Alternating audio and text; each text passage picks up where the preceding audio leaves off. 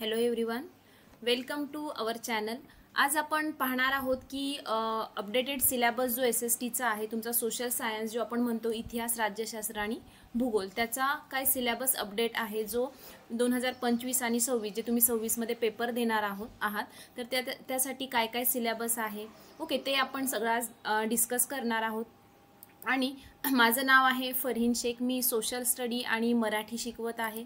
तर आज आपण पाहूयात कोणते टॉपिक आपण आज डिस्कस करणार आहोत। तर अपडेटेड सोशल सायन्स सिलेबस जो महाराष्ट्र बोर्डचा आहे 10वीचा ओके, तर तो सिलेबस आहे तसाच राहणार आहे। जे काही आता चालू आहे की सिलेबस चेंज होणार आहे का, CBSE आहे का, NCERT वगैरे असं काहीच नाही। जे तुमचं सतत चालत आलेलं आहे महाराष्ट्र बोर्डचं सिलेबस तेच तुम्हाला ह्या वर्षी आहे।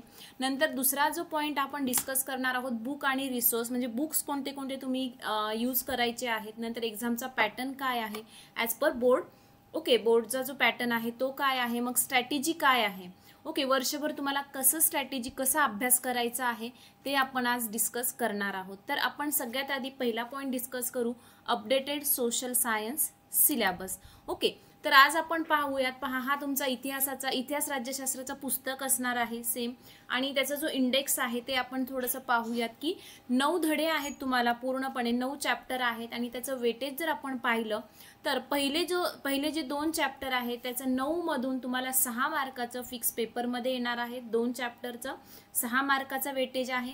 उपयोजित इतिहास जो आहे तुम्हाला वर्षभर आता 10वी मध्ये उपयोजित इतिहास शिकायचा आहे, तर त्याचा जर वेटेज आपण पाहिला तर 5 पैकी 3 मार्काचं कंपल्सरी तुम्हाला पेपरमध्ये येतं। नंतर धडा आहे 4था, 5वा, 6वा, 7वा आणि 8वा, तर हे 23 पैकी 16 मार्क तुम्हाला हे 4-5 धड्यातून येणार आहे। आणि जो शेवटचा धडा आहे ऐतिहासिक ठेव्यांचे जतन, तर तो आहे तुम्हाला 5 पैकी 3 मार्काचं। असं तुमचं इतिहासाचं पूर्ण पेपर म्हणजे पुस्तक आहे, आणि त्याचं तुम्हाला वेटेज अशा प्रकारे आहे। सेम जो राज्यशास्त्र आपण म्हणू तर तो पूर्ण राज्यशास्त्र आहे तुमच्या संविधानावर आधारित। यामध्ये पूर्ण जे 5 चॅप्टर आहेत ते एकमेकांशी रिलेटेड असे चॅप्टर तुम्हाला दिसतील। तर तो पहिला चॅप्टर जर पाहिला, पूर्ण संविधानाविषयी माहिती तुम्हाला या चॅप्टरमध्ये आहे, ते 5 पैकी 3 मार्क तुम्हाला कंपल्सरी पेपरमध्ये येणार आहे। निवडणूक प्रक्रिया आणि राजकीय पक्ष ओके, ते 8 पैकी 5 मार्काचं तुमचं एक कंपल्सरी आहे। आणि चौथा आणि जर 5वा चॅप्टर पाहिला तर 7 पैकी 4 मार्क ह्या 2 चॅप्टरसाठी येतात। तर हा झाला तुमचा राज्यशास्त्र ओके। फक्त 5 धडे आहेत आणि खूप सोपे धडे आहेत, एकमेकांशी रिलेटेड असे सगळे धडे आहेत ओके। त्यामुळे तुमचा पहिला धडा परफेक्ट पाहिजे, त्याच्यानंतर दुसरा, जेव्हा तुम्ही दुसरा धडा अभ्यासता, दुसऱ्या धड्यानंतर तिसरा धडा तुमचा जेव्हा तुम्ही अभ्यास करता त्याच्या आधी तुम्हाला दुसरा धडा थोडासा समजून घेणं आवश्यक आहे, म्हणजे हे एकमेक से रिलेटेड ऐसे ये चैप्टर है। नंतर आपण येऊयात भूगोल, जो ज्योग्राफी हम कहेंगे ओके। तर यामध्ये जर आपण वेटेज पाहिलं तर क्षेत्र भेट जो फील्ड विजिट आपण म्हणू, तर 6 पैकी 4 मार्कासाठी जो हा फील्ड विजिटवर प्रश्न येतो, आणि हा खूप सोपा असा धडा आहे। आणि एक लक्षात ठेवा की भूगोल हा जो पूर्ण 10वीचा तुमचा भूगोल आहे तो 2 देश, म्हणजे भारत, एक आपला भारत देश आणि दुसरा आहे ब्राझील ओके। तर ते भारत आणि ब्राझील या दोन्ही देशांचा पूर्ण तुम्हाला तुलनात्मक अभ्यास या इयत्ता 10वी मध्ये पूर्ण करायचा आहे। आणि 9वी पेक्षा 10वी ही खूप म्हणजे खूप सोपी आहे, आणि भूगोल खूप इंटरेस्टिंग आहे ओके। जर त्याचं वेटेज जर आपण पाहिलं तर क्षेत्रभेटचं जो वेटेज आहे तर 6 पैकी 4 मार्काचं कंपल्सरी येतं। स्थान आणि विस्तार, तर त्यामध्ये पण 6 पैकी 4 मार्काचं तुम्हाला कंपल्सरी लिहायचं आहे। यामध्ये मॅपचे प्रश्न जास्त करून येऊ शकतात। तर थर्ड आहे प्राकृतिक रचना, जलप्रणाली, यामध्ये पण 6 पैकी 4 मार्काचं कंपल्सरी आहे। यामध्ये पण मॅपचे प्रश्न तुम्हाला जास्त परफेक्ट करायचे आहेत। नंतर आहे हवामान, नंतर हे पण 4 मार्कासाठी येतं। नंतर नैसर्गिक वनस्पती प्राणी 5 पैकी 7 ओके, म्हणजे 7 पैकी तुम्हाला 5 मार्काचं कंपल्सरी सॉल्व करावं लागतं। लोकसंख्या आहे, यामध्ये तुम्हाला 8 पैकी 5 मार्काचं कंपल्सरी, आणि यामध्ये आहे तुम्हाला ग्राफ ओके। मानवी वस्ती सेम 8 पैकी 5, यामध्ये पण तुम्हाला ग्राफची प्रॅक्टिस करायची आहे, ग्राफचे क्वेश्चन्स यामधून येतात। अर्थव्यवस्था आणि जो व्यवसाय हा जो चॅप्टर आहे तर 6 पैकी 4 मार्कासाठी येतो, यामध्ये पण तुम्हाला ग्राफ याच्यावर जास्त भर द्यायचा आहे। आणि 9वा जो चॅप्टर आहे तुमचा, यामध्ये पण तुम्हाला 8 पैकी 5 मार्काचं कंपल्सरी लिहावं लागतं, आणि यामध्ये तुम्हाला मॅपची प्रॅक्टिस करावी लागते. तर इथून तुम्हाला अंदाजे समजेल मॅप आणि ग्राफ हे आपल्याला थोडंसं जास्त आपल्याला फोकस करायचं आहे मॅपवर. ओके, ते आपण प्रॅक्टिसने तुमचं कंप्लीट होऊन जाईल. तर अशा प्रकारे भूगोल आहे, 2 देशांचा भूगोल आहे आणि 2 देश, हेच 2 देश का चूज केलेले आहेत ते पण तुम्हाला नंतर सांगते मी, कारण हे दोन्ही देश जे वेगवेगळ्या गोलार्धात आहे. ओके, दोन्ही देशांची जे आपण म्हणतो ते प्रगती आहे ते विकसनशील आहे, अशा काही सारख्या अशा काही गोष्टी आहेत या देशाच्या, त्यामुळे तुम्हाला या 10वी मध्ये या 2 देशांचा अभ्यास करायचा आहे. आता आलं आपलं पुस्तक आणि म्हणजे बुक अँड रिसोर्स रिक्वायर्ड. तर यामध्ये आपल्याला टेक्स्टबुक एक कंपल्सरी आहे, जे आता आपण पाहिले पुस्तक तुमचे जे वर मी दाखवले. तर एक रिक्वेस्ट आहे की सगळ्यांनी टेक्स्टबुक प्लीज नवीन घ्या. ओके, नवीन टेक्स्टबुक घ्या. त्यामध्ये आपण जेव्हा अभ्यास करतो तर काही शॉर्ट नोट असतात समजा, किंवा हार्डवर्ड असतात, त्याचे मीनिंग आपण लिहू शकतो. इम्पॉर्टंट क्वेश्चन्स असतील, काही इम्पॉर्टंट म्हणजे MCQs टाईपचे क्वेश्चन्स वगैरे काही असतील ते आपण अंडरलाईन हे करू शकतो. त्यामुळे एक टेक्स्टबुक आपल्याकडं 100% होणं आवश्यक आहे आणि ते नवीन घ्या. मग बाकी डायजेस्ट जर आपण म्हटलं तर डायजेस्ट हे कशासाठी पाहिजे की एक तुम्हाला प्रश्नाचा फॉर्मॅट किंवा किती लिहायचं, कसं लिहायचं, ह्याच्यासाठी तुम्हाला डायजेस्ट पाहिजे. मग तुम्ही ते नवनीत घेऊ शकता, टार्गेट घेऊ शकता, मास्टर की, तिन्हीपैकी काही यूज केलं तरी चालेल. मग नोटबुक असावी का, तर हो, आपल्याकडे नोटबुक असायला पाहिजे. आपण स्वतः म्हणजे आता एखादा धडा वाचतो, धड्यानंतर जे खालचे क्वेश्चन आन्सर असतात ते आपण लिहिण्यासाठी किंवा आपल्या स्वतःच्या नोट्स बनवण्यासाठी हे आपल्याला नोटबुक हे असणं आवश्यक आहे. आणि जे इनटेक्स्ट जे आन्सर आपण म्हणतो, जे पुस्तकातले, आता तुम्ही जर तुम्ही पाहताल की इतिहासाचं पुस्तक आहे, त्यामध्ये माहिती आहे का तुम्हाला वगैरे असे ब्रॅकेट्स आहेत, त्या ब्रॅकेटमधून भरपूर काही MCQs पेपरमध्ये येतात. तर ते तुम्हाला काही MCQs वगैरे किंवा इम्पॉर्टंट काही स्वतःच्या नोट्स असतील ते लिहिण्यासाठी तुम्हाला नोटबुक ही असणं आवश्यक आहे. नंतर आहे PDF ऑफ PYQ, जे तुम्हाला 2019 पासून 2025 पर्यंत जे पूर्ण पेपर आहेत, ओके, ते पेपर तुमच्याकडे असणं आवश्यक आहे, कारण जास्त करून बोर्डामध्ये रिपीटेड क्वेश्चन्स येतात. ओके, आणि हे PDF तुम्हाला आमच्या ॲपवर, इझी लर्निंगच्या ॲपवर तुम्हाला सगळे PDF भेटून जातील. हे आमची पूर्ण टीम आहे पहा. आराम 5.0 ची बॅच आहे. 5 वर्ष झालं ही बॅच चालू आहे आणि हे सगळे जे टीचर आहेत ते फुल इयर हे तुमच्यासोबत असणार आहेत. ओके, तर यामध्ये इंग्लिश मीडियम आणि सेमी इंग्लिश, ओके, दोघांसाठीची ही बॅच राहणार आहे.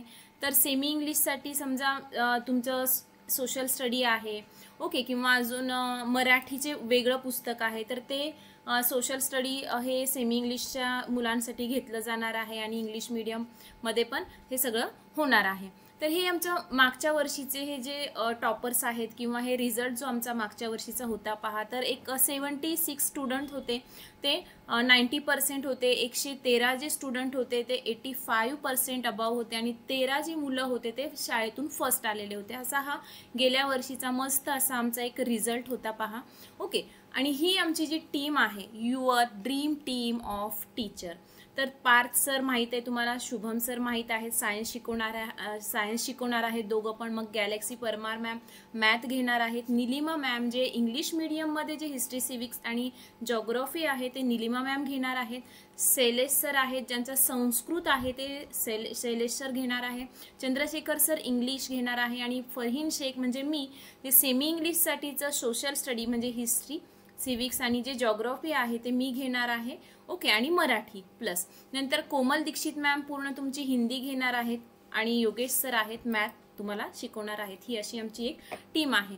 आता या बॅचमध्ये तुम्हाला काय काय मिळेल, बॅच में क्या मिलेगा, तर लाईव्ह क्लास असणार आहेत तुमचे प्रत्येकी एक धड्यावर. ओके, कोणताही म्हणजे विषय असू द्या, ओके, सगळ्या विषयावर तुमचे 1 अँड ईच एव्हरी टॉपिक तुमचे लाईव्ह क्लास होणार आहेत. पूर्ण सिलेबस केला जातो, 2 वेळेस सिलेबस कंप्लीट केला जातो पूर्ण वर्षभरात. तुम्ही PC असेल, मोबाईल असेल, टॅबलेट असेल, त्याच्यावरून तुम्ही क्लास जॉईन करू शकता आणि सगळ्या क्लासची रेकॉर्डिंग तुम्हाला अवेलेबल असेल. असं नाही की वर्षभर तुम्ही क्लास जॉईन करणार, एकाच दिवशी कधी सुट्टी म्हणजे काही घरचं फंक्शन असेल, काही असेल, तर तुम्ही एखादा क्लास मिस केला तर तुम्हाला त्याच्या रेकॉर्डिंग्स ह्या भेटतील. मग चॅप्टर वाईज तुम्हाला डाऊट क्लिअरिंग सेशन असेल. ओके, एकतर कुणी चॅप्टर झाल्यावर लगेच घेतं, कुणी 2-3 चॅप्टर झाल्यावर घेणार, असं काही असेल तर chapter wise doubt clearing session तुमचे चालणार आणि होणार. मग लाईव्ह रिव्हिजन असेल बिफोर एक्झाम. ओके, एक्झामच्या आधी यूट्यूबवर आपण लाईव्ह घेतो. नंतर पर्सनल मेंटॉरशिप असेल, प्रत्येक शिक्षकांचा नंबर तुमच्याकडे असणार आहे. तुम्ही एनी टाइम कधीही कॉल करून त्यांना तुमचे काही प्रॉब्लेम्स असतील तर तुम्ही ते क्लिअर करू शकता. नंतर टेक्स्ट सिरीज आहे, ते पण आहे ऑब्जेक्टिव्ह आणि सब्जेक्टिव्ह टेक्स्ट सिरीज, जे आमच्या ॲपमध्ये पण आहे. तुम्ही ते परचेस करू शकता किंवा ज्यांनी बॅच ऑलरेडी घेतलेली आहे त्यांच्यासाठी तर ते आहेच. तर त्यामध्ये ऑब्जेक्टिव्ह जे क्वेश्चन्स आहेत ते 4000 प्लस क्वेश्चन तुम्हाला ऑब्जेक्टिव्ह आहे सगळ्या विषयाचे मिळून. आणि सब्जेक्टिव्हमध्ये जे आपण आता तुम्ही 80 मार्क्सचे 3 लँग्वेजचे पेपर देता वगैरे, तर तशा 2-3 चॅप्टरवर तुमच्या सब्जेक्टिव्ह टेस्ट होतील 20-30 मार्काच्या अशा. तर असं काही आहे. आणि नंतर जे आपण म्हणतो की हे सगळं आहे, तर आमचं डाऊट काही असेल तर तुम्ही कसं आम्ही क्लिअर करणार, तर एक लाईव्ह क्लास आहे, त्यामध्येच तुम्हाला रेज हँडचा ऑप्शन भेटेल. ओके, जिन्होंने मतलब बैच ली है उनको पता होगा, वहाँ पे हैंड रेज का ऑप्शन है. नंतर आता AIचा जमाना आहे, तर AI दोस्त म्हणून एक ऑप्शन आहे खालीच तिथं, की तिथे तुम्ही कोणताही प्रश्न टाका, त्याचं तुम्हाला उत्तर हे येतं. ओके, विथ म्हणजे सगळं ब्रीफमध्ये किंवा डिटेलमध्ये उत्तर तुम्हाला येणार. 1-to-1 कॉलिंगचा म्हणजे प्रत्येक शिक्षकाचा नंबर तुमच्याकडे राहील, तुम्ही एनी टाइम कधी त्यांना कॉल करू शकता. आणि डाऊट क्लिअरिंग सेशन तर आहेच. म्हणजे एवढे 4 वेळेस तुम्ही म्हणजे आत्ता डाऊट क्लिअर नाही झाला इथं म्हणजे असं 4 वेळेस जरी तुम्ही केलं, ओके, तो आपका डाऊट 100% क्लिअर होने वाला है. ओके, तर हे सगळं आहे आमच्या ॲपमध्ये, तुम्हाला हे सगळं भेटून जाईल. आता ऑफर फॉर फर्स्ट 300 स्टुडंट म्हणजे 300 मुलांसाठी जे फर्स्ट कूपन कोड तुम्हाला यूज करायचा आहे. तर अशा प्रकारे तुम्हाला ॲप जर तुम्ही घेतलं तर तुम्हाला असं काही दिसेल, तर तिथं कूपन कोड टाकायचा आहे तुम्ही फर्स्ट 300. तर एकूण टोटल 25,000ची ही बॅच आहे, 25,000, पण कूपन कोड यूज केला तर तुम्हाला 9,000 मध्ये ही बॅच भेटेल पूर्ण. यामध्ये सगळं काही नोट्स आहेत, सगळं तुम्हाला भेटेल फुल इयरसाठी. ओके, तर तुम्हाला जर बॅच परचेस करायची असेल तर तुम्ही इझी लर्निंगचा ॲप तुम्ही डाउनलोड करा. त्यामध्ये तुम्हाला लाइव कोर्सेसमध्ये जावं लागेल. लाइव कोर्सेस में से आपको जाना है आरंभ 5.0. ओके, 10th की बैच है, उसमें से आपको जाना है यहाँ पे. ओके, 10,000 ऑफ फर्स्ट 300 ऐसा है, वहाँ पे बाय नाउ करना है आणि तुम्हाला नेट डिस्काउंट भेटेल 1,000चं, म्हणजे ही 9,000 मध्ये तुम्हाला बॅच येईल. तर तुम्ही ह्या सगळ्या गोष्टी फोनवरून करत असाल तर पे तुम्ही ऑनलाईन पे करू शकता, किंवा तुम्ही पप्पांच्या नंबरवरून तुम्हाला पैसे वगैरे पाठवायचे असेल तर तुम्ही डायरेक्ट स्कॅन QR कोड करू शकता. आणि ह्याचा डिटेल पण व्हिडिओ सरांनी पाठवलेला आहे. आणि हे जरी नाही समजलं तर तुम्ही डायरेक्ट QR कोड म्हणजे हे स्कॅन करा, तर तुम्हाला ॲडमिशन तुमचं होऊन जाईल. आणि तरी पण तुम्हाला समजत नसेल तर या 2 नंबरवर तुम्ही एनी टाइम कधीही कॉल करू शकता फॉर एन्क्वायरी. ओके, आणि तुम्हाला इथून माहिती सगळी भेटेल. आता आपण जर पेपर पॅटर्न पाहिला, इतिहासाचा पेपर पॅटर्न कसा आहे, तर इतिहासाचा जो पेपर आहे तो 28 मार्काचा पेपर असतो तुमचा, हिस्ट्री. ओके, बस तो हिस्ट्रीमध्ये तुम्हाला काय आहे, इतिहासामध्ये जो प्रश्न पहिला आहे त्यामध्ये MCQ टाइप के क्वेश्चन, बहुपर्याय आणि चुकीची जोडी ओळखा, हे कंपल्सरी असतात. यामध्ये ऑप्शन नाही. तर 3-3 मार्क आहे. ओके, याला ऑप्शन नसतं. 3 प्रश्न आणि 3 तुम्हाला सॉल्व करावे लागतात. ओके, नंतर प्रश्न दुसरा जर आपण पाहिला, सूचनांप्रमाणे कृती करा. ओके, सूचना दिल्या जातात आणि त्याच्या प्रकारे कृती करायची आहे. 3 पैकी 2 तुम्हाला करायचे असतात, 4 मार्क आहे. नंतर टिपा लिहा येतात पहा, 3 पैकी 2, त्यालाही 4 मार्क आहेत. ओके, यहाँ से ऑप्शन है. नंतर प्रश्न तिसरा जर पाहिला आपण तर सकारण स्पष्ट करा, तर 4 पैकी 2 तुम्हाला करावे लागतात, त्याला 4 मार्क आहेत. नंतर एक पॅसेज येतो पहा, उतार्याचे वाचन करून प्रश्नांची उत्तरे द्या. तर हा जो पॅसेज आहे तुमचा 4 मार्काचा असतो. 1, 1 आणि 2, म्हणजे 2 जे प्रश्न असतात एका वाक्यात उत्तरे, आणि जो 2 मार्काचा प्रश्न असतो थोडासा तुम्हाला 3 लाईनमध्ये लिहावं लागतं. असे 4 मार्क ह्या उतार्याचे वाचन करून प्रश्नांची उत्तरे लिहा. नंतर सविस्तर म्हणजे ब्रीफमध्ये जो तुम्हाला लिहायचं असते एक जास्त उत्तर, तर ते 4 पैकी 2 आहे. ओके, ते 6 गुणांचं आहे, म्हणजे 3-3 मार्कासाठी एक हा प्रश्न असतो. तर असा तुमचा पूर्ण इतिहास झाला 28 मार्काचा. ओके, तर असा तुमचा इतिहासाचा बोर्डचा पॅटर्न आहे. आता जर आपण राज्यशास्त्राचं पॅटर्न पाहिलं तर राज्यशास्त्र हा तुम्हाला 12 मार्काचा येतो. हिस्ट्री ओके आणि पॉलिटिकल सायन्स असं मिळून तुम्हाला आहे 40 मार्क. ओके, तर आता राज्यशास्त्र तुमचं चालू होतं प्रश्न क्रमांक 6 पासून. तर यामध्ये सेम MCQ टाईप क्वेश्चन, जे बहुपर्यायी प्रश्न, याला ऑप्शन नसतं, 2 पैकी 2 कंपल्सरी सॉल्व करायचे आहेत.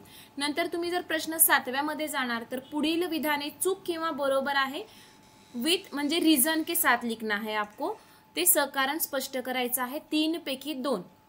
ओके, त्याच्यासाठी तुम्हाला 4 मार्क आहेत. आणि प्रश्न 8वां जर पाहिला आपण, संकल्पना स्पष्ट करा आणि सूचनेप्रमाणे कृती, जैसे कि ब्रैकेट आते हैं उसमें आपको वो ब्रैकेट ये करना है, तो सूचनेप्रमाणे कृती. तर 2 पैकी 1 संकल्पनामध्ये येतं आणि सूचनेप्रमाणे कृती 2 पैकी 1 असं तुम्हाला हा 2-2 गुणांचा प्रश्न येतो. नंतर येतो प्रश्न 9वा, जो थोडक्यात उत्तरे लिहा. तर 2 पैकी 1 लिहायचा असतो, त्याला 2 मार्क आहेत. असा तुमचा पूर्ण राज्यशास्त्र झालं 12 मार्काचं. तर इतिहास आणि राज्यशास्त्र एकूण तुम्हाला 40 मार्काचा हा पेपर असतो. ओके, तर हा थोडासा प्रश्नपत्रिकेचा आराखडा तुम्ही समजून घ्यायचा आहे आणि अभ्यासाला लागायचा आहे.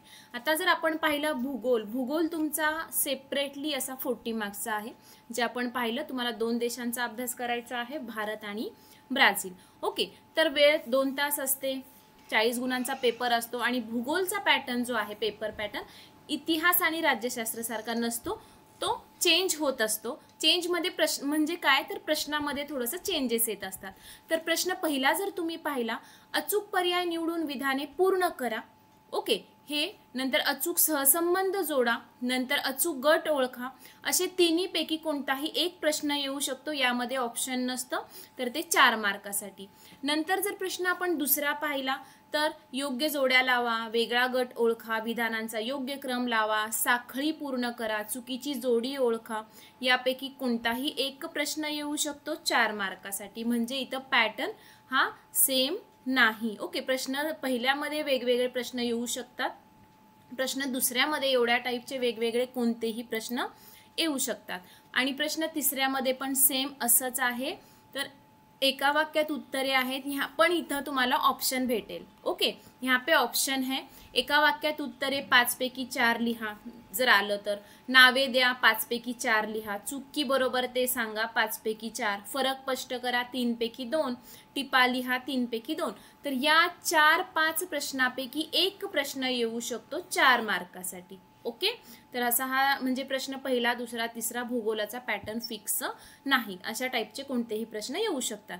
आपण चौथा जर प्रश्न पाहिला तर तो प्रश्न येतो आपला मॅपवर. ओके, मग नकाशा आराखड्यात पुढील घटक दाखवा आणि सूची तयार करा. 6 पैकी 4 मार्क. ओके, 6 तुम्हाला घटक दिले जातात आणि ते तुम्हाला दाखवायचे असतात. मग त्यामध्ये तुम्हाला इंडियाचा मॅप येऊ शकतो किंवा ब्राझीलचा, कारण तुम्ही 2 देशाची माहिती आपण घेत आहोत. मग दुसरा जो प्रश्न येतो, नकाशा वाचन करून त्याखालील प्रश्नांची उत्तरे, की नकाशा दिला जातो तो रीडिंग करना है, उसके क्वेश्चन आंसर लिखना. ये बहुत ही आसान है. ओके, तर हे तुम्हाला ह्याच्यामध्ये पण ऑप्शन नाही. ओके, इसमें ऑप्शन नहीं है, ये कंपल्सरी आपको सॉल्व करना है. ये 8 मार्क का मैप का वेटेज है. ओके, तर आपल्याला जास्त करून भूगोलामध्ये मॅपवर आपल्याला जास्त फोकस करायचा आहे. नंतर प्रश्न जो 5वा आहे तो येणार आपला भौगोलिक कारणे. तर 4 पैकी 2. ओके, तर तुम्हाला 4 दिले जातात, त्याच्यापैकी 2 सोडवायचे आहेत, 3-3 मार्कासाठी आहे. ओके, रिझन, भौगोलिक कारणे, हे प्रश्न पण आपल्याला परफेक्टली करायचा आहे. नंतर प्रश्न 6व्याकडे जर आला आपण तर ग्राफचा क्वेश्चन येतं पहा. 6 गुणांचा हा क्वेश्चन असतो. तर यामध्ये ऑप्शन आहे, एक तर आलेख काढायचं आणि त्याच्या खालची प्रश्न उत्तरे. जर तुम्ही आलेख काढला तर त्याला 3 मार्क आहेत आणि प्रश्नांची उत्तरे दिली तर त्याला 3 मार्क आहेत. किंवा तुम्हाला ग्राफ जमलाच नाही, ओके, तर तुम्हाला काय करायचं आहे, आलेखाचं वाचन करायचं आहे आणि 6 प्रश्नांची उत्तरे द्यायची आहेत, 6 मार्क. ये दोनों में से आप एक अटेम्प्ट कर सकते हो, लेकिन मैप में ऑप्शन नहीं है. नंतर जो प्रश्न 7वा आहे तो खालील प्रश्नांची सविस्तर उत्तरे द्या. म्हणजे 4-4 मार्कासाठी हा प्रश्न आहे. 8 गुणांचा हा प्रश्न असतो. म्हणजे ब्रीफ क्वेश्चन यामध्ये विचारले जातात. तर असा हा तुमचा भूगोलाचा 40 मार्काचा पेपरचा आराखडा आहे. आता स्ट्रॅटेजी काय आहे, आपण वर्षभर कसा अभ्यास करायचा आहे ते आपण जर डिस्कस केलं तर पहिलं जर आपण पाहिलं, follow the flow of teacher. Okay, आता कोणतंही टीचर असू द्या. ओके, तुम्ही शाळेतल्या टीचरला फॉलो करत असाल किंवा मला करणार, कोणालाही करा. तर जे टीचर शिकवत आहे त्यांच्यासोबत चला. आज माझा शिकून झालेला आहे पहिला धडा. तर तुमचा माझा दुसरा धडा जेव्हा जिओग्राफीचा चालू होणार तोपर्यंत तुमचा पहिला धडा हा reading plus question answer.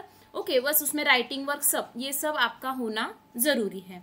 Okay, कारण हा नंतर म्हणजे हा बोर्डाचा पेपर आहे. तुम्हाला एकदम शेवटी पूर्ण एवढ्या 9 धड्यांचा अभ्यास करणं हे पॉसिबल नसतं. त्यामुळे तुम्ही टीचरच्या सोबत चला, टीचरच्या सोबत सिलेबस कंप्लीट करा. आता आम्ही स्वतः ॲपवर 2 वेळेस सिलेबस कंप्लीट करतो. ओके, तर त्या हिशोबाने तुमचा सिलेबस हा जवळजवळ कंप्लीट झाला पाहिजे. सेकंड आहे की धडा वाचा, समजून घ्या, अंडरस्टँड करा, रीडिंग करा. प्रत्येक धडा व्यवस्थित वाचायचा आहे. खूप जण मुलं असे आहेत की सोशल स्टडीला खूप लाईटली घेतात, पण मी असं पाहिलेलं आहे, एक 4-5 वर्षाचा जो माझा अनुभव आहे, शेवटी मुलं म्हणजे खूप घाबरून जातात की सोशल स्टडीचं काहीच येत नाही. असं करू नका. सुरुवातीपासून थोडंसं चालू ठेवा, धडा वाचत जावा. ओके, लर्न करा, क्वेश्चन आन्सर समजून घेऊन लर्न करा. एक धडा झाला की टेस्ट द्या. आता स्वतः आम्ही ॲपवर मी एक धडा झाला की एक धड्याची 20 मार्कची टेस्ट अपलोड करत असते मुलांना. अभ्यास झाला की ही टेस्ट तुम्ही सॉल्व करा. ओके, तर अशा प्रकारे तुम्ही बॅच परचेस केली किंवा नाही, ज्यांनी नाही केली त्यांनी तुमचे जे टीचर आहेत त्यांना एका धड्यावर एक टेस्ट मागा आणि त्यांना ती टेस्ट तुम्ही सॉल्व करून दाखवा. म्हणजे तुम्हाला कळेल की तुमचं केवढा झालेला आहे अभ्यास. ये चॅप्टर का आपका कितनी या चॅप्टरची तुमची पढाई केवढी झालेली आहे, अभ्यास केवढा झालेला आहे ते तुम्हाला कळेल. आणि नंतर रिव्हिजन म्हणजे ते रिवाइज करायचं आहे. असं नाही की माझा हा पहिला धडा झाला आणि मी सोडून दिलं. तुम्हाला हे मार्च फेब्रुवारी पर्यंत हे सगळं चालू ठेवायचं आहे प्रत्येक चॅप्टरची. ओके, रिव्हिजन चालूच ठेवायची आहे. तुम्ही धडे वाचा, क्वेश्चन आन्सर. हां, तुमचं लर्न झालं तरी तुम्हाला वाचणं हे आवश्यक आहे, रिव्हिजन करणं हे आवश्यक आहे. ओके, आता थर्ड पॉईंट जर आपण बघितलं तर एकतर लेक्चर अटेंड करा प्रॉपरली, त्यामध्येच अर्धा म्हणजे समजून जातं तुम्हाला. नंतर प्रश्न उत्तरे जे आहेत ते करायचं आहे. इंटेक्स जो आहे म्हणजे पुस्तकं वाचा, त्यामधले काही इम्पॉर्टंट जे आहेत ते तुम्ही करा. स्वतःचे काही शॉर्ट नोट काढा, ते अभ्यासा. प्लस PYQ हे म्हणजे मोस्ट इम्पॉर्टंट आहे की जसं PYQ मध्ये या पहिल्या धड्यातून काय काय आलेलं आहे तेवढं तुमचं लगेच लर्न झालं पाहिजे. ओके, दुसऱ्या धड्यातून काय काय आलेलं आहे तेवढं तुमचं हे लर्न झालेलं पाहिजे. त्यामुळे हे PYQs ॲनालिसिस हे चालूच ठेवायचं आहे. नंतर आहे प्रॅक्टिस, परफेक्ट प्रॅक्टिस. एकदम परफेक्ट अशी तुम्हाला प्रॅक्टिस करायची आहे. आणि जिओग्राफीमध्ये मॅप आणि ग्राफ, ओके, ये 2 इम्पॉर्टंट चीज़ें हैं. मैप भरपूर प्रैक्टिस करायची आहे. ओके, तो ये सब चीज़ें आपको अच्छे से करना है. तर अशी जर स्ट्रॅटेजी तुम्ही वर्षभर जर फॉलो केली तर तुम्हाला पेपर हार्ड जाणार नाही. ओके, आता सुरुवातच आहे. तुम्ही जूनपर्यंत अभ्यास सिलेबस समजून घ्या, धडे समजून घ्या, पुस्तकं पाहून घ्या. ओके, बस म्हणजे नावं तर वाचा ॲटलिस्ट की काय काय आहे काय काय नाही 10वी मध्ये. ओके, तर थोडंसं असं एक जूनपर्यंत तुम्ही एक समजून घ्या तुमचा पूर्ण 10वीचा सिलेबस काय आहे. आणि जून नंतर तुम्हाला एक फास्ट असं म्हणजे अभ्यासाला लागणं आवश्यक आहे, कारण टाईम पुरत नाही. ओके, तर अशा टाईपचं एक स्ट्रॅटेजी जर तुम्ही वर्षभर जर फॉलो केली तर 100% तुम्हाला छान मार्क किंवा चांगला रिझल्ट हा येऊ शकतो. आणि आम्ही तर मग बॅचमध्ये आहोतच की जसं तुम्हाला सपोर्ट करण्यासाठी एनी टाईम कधीही. तर जे पण चॅनलला न्यू आहे चॅनलला लाईक करा, शेअर करा आणि असेच अपडेट तुम्हाला व्हिडिओ वर्षभर मिळून जातील. ओके, आणि तरी अजून काही डिटेल पाहिजे असेल, ज्यांना बॅच परचेस करायची आहे तर या 2 नंबरवर तुम्ही कॉल करून किंवा मेसेज करून तुम्ही इन्क्वायरी हे करू शकता. तर धन्यवाद. चॅनलला लाईक करा, शेअर करा आणि सबस्क्राईब करा.